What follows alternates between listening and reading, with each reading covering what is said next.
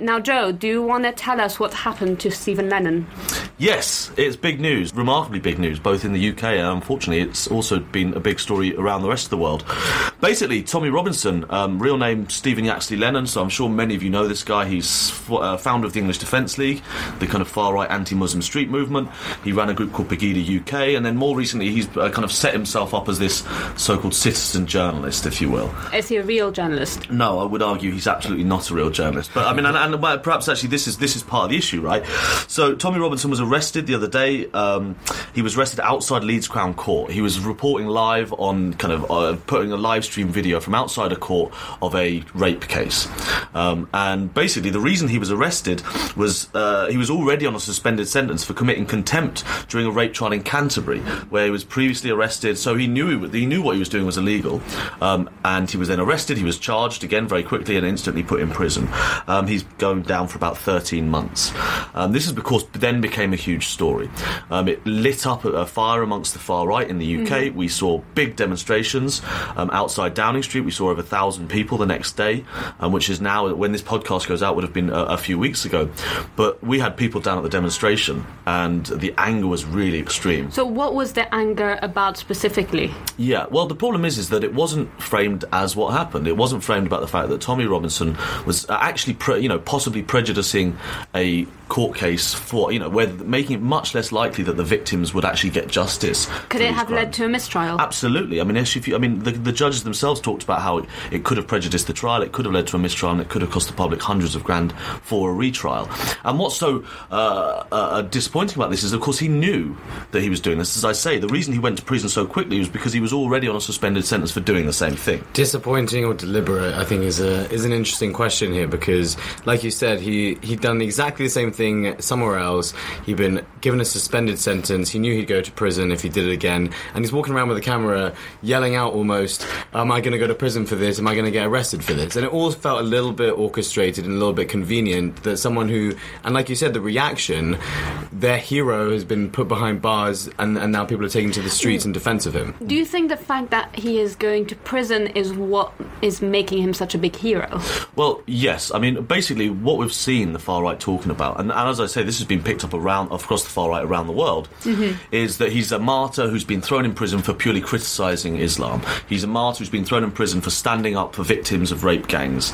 And also then there was kind of reporting restrictions for a few days around this, which added into this conspiratorial notion that there was a conspiracy to shut down Tommy just for criticising Islam, which of course is simply not true. And the problem is many of the individuals who are pushing this line, big leaders in the far right around the world, know this is not true. Many of them, of course, know that what he did was wrong, and yet that's not stopping them. And the result has been they've whipped up a fury, and it's a fury that anger is real. It might be misplaced, but the anger we saw at some of the demonstrations in London a few weeks ago was really extreme. People climbing the gates of Downing Street, people pushing policemen, screaming. There was a really vitriolic anger there.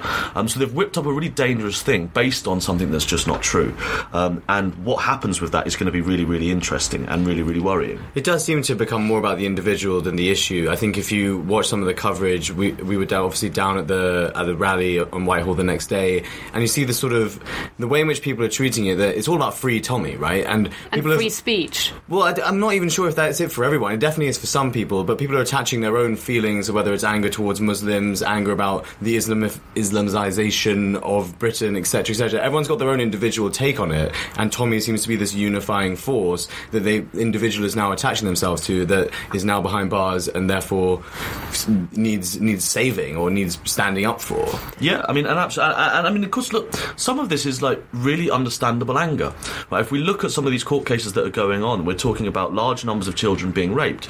This is absolutely disgraceful and disgusting, and people are right to be extremely angry about this stuff. The problem is that what Tommy Robinson was doing was making it less likely that those kids would get justice. It made it less likely, for his own reputation, for his own trying to get, good content to try and get big hits. I mean, and it was working. The video had been watched about 250,000 times within an hour.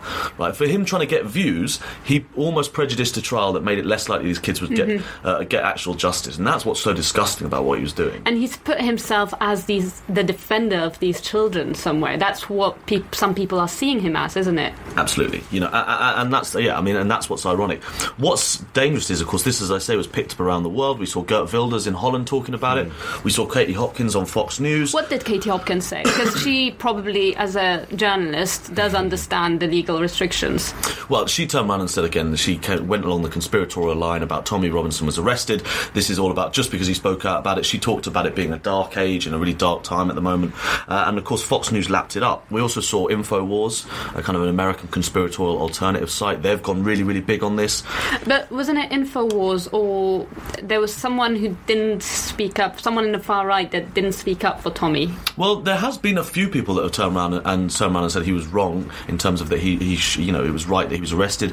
Countercurrents, a kind of alt-right, big white supremacist alt-right group run by a guy called Greg Johnson, they came out and said that they didn't defend him. Nigel Farage in the UK has actually been less than supportive.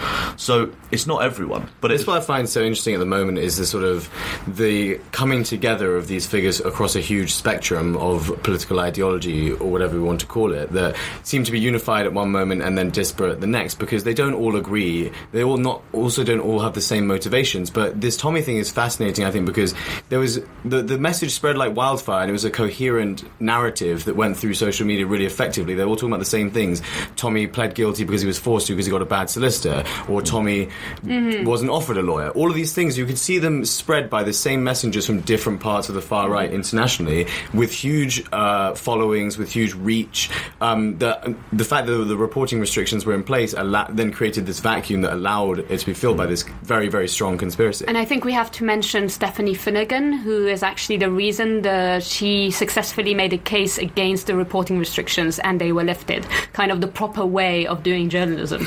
Yeah, absolutely. But I agree with both your points. And Martin's, I think, was really strong. The way we saw coherent messaging kind of run through and across the far right just shows how these messages spread in the online space now. This became, it got as big as Donald Trump Jr. was tweeting about this. We've just seen Meghan Merkel's, half sister has been tweeting about this. Again, you can't choose your family. No, absolutely not. But then, Act for America. Act for America is probably the largest anti-Muslim Islamophobic organisation in America. They claim to have 750,000 members. They've got over 1,000 branches. Act for America. The thing about these names is that you have no clue what it stands for. Like, if you told me Act for America, I'd say grassroots activists, which technically in a way they are. Yeah, well, they kind of argue that they are national security NRA is their kind of line on this. But they put out an email to all of their supporters asking them to support Tommy. So there's also the question that he's no doubt receiving a huge windfall of funds for all of this. This will be raising huge amounts of money as well. I think what's really clear is that he's laid a lot of groundwork in the last few months that allows him to be as powerful from behind bars than he would be out with his phone in people's faces anyway. That's a scary thought. Maybe more powerful. He's got a strong team they can mobilise at any given moment, and now we're seeing people crop up from all over the place, like you said, offering him money, offering him support. That his effectiveness being in prison is arguably stronger.